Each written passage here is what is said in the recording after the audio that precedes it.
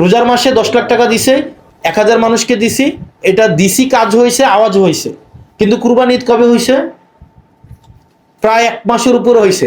কুরবানি ঈদের যে 10 লাখ টাকা এখনো পর্যন্ত দেই নাই, এটা নিয়ে কিন্তু কেউ প্রশ্ন করে নাই।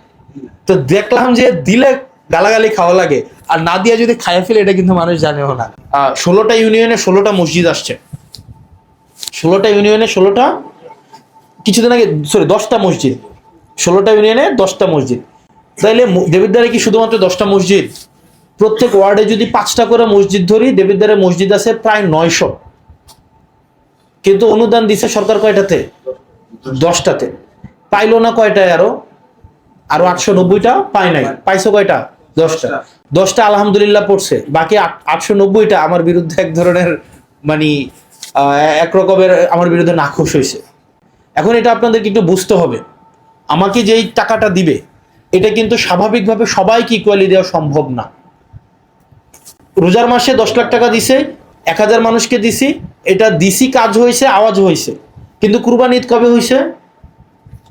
প্রায় 1 মাসের উপরে হয়েছে। কুরবানি ঈদের যে 10 লাখ টাকা এখনো পর্যন্ত দেই নাই, এটা নিয়ে কিন্তু কেউ প্রশ্ন করে নাই। তো দেখলাম যে দিলে গালাগালি খাওয়া লাগে, আর না দিয়ে যদি খাইয়া ফেলে এটা কিন্তু মানুষ জানেও না।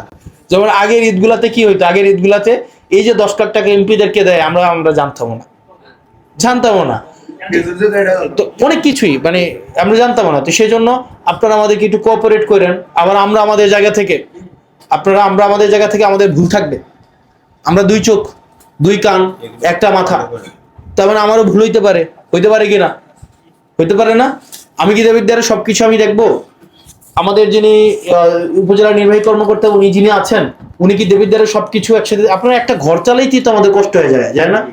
উনার আন্ডারে এতগুলা হচ্ছে ইউনিয়ন, এতগুলা গ্রাম, এতগুলা হচ্ছে দায়িত্ব, উনারও তো ভুল হইতে পারে কিনা?